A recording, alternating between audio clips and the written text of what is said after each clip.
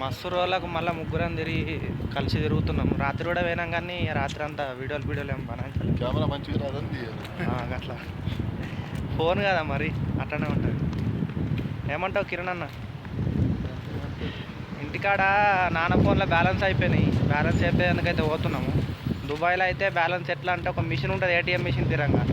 దాంట్లో పోయి 10 రూపాయలు వేసి నంబర్ కొడితే అది ఆటోమేటిక్ సెండ్ అవుతాయి. మరి ఇక్కడ ఎట్లా వేస్తారు ఏంది కదా బ్యాలెన్స్ అని చెప్పేసి అయితే తెలుసుకుందాం. నేను కూడా ఫస్ట్ టైం బ్యాలెన్స్ ఇంతకుముందు ఎప్పుడు అయిపోయలేను.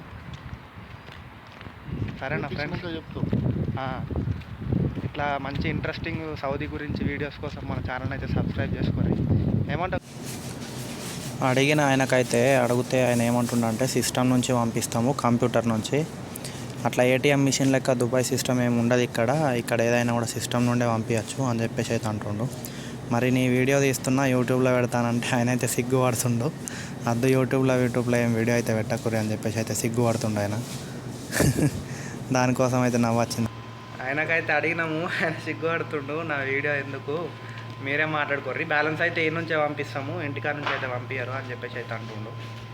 అదే మరి దాని గురించే అడిగినాము. एक महीना का कितना इंडिया में 1.5 GB बैलेंस?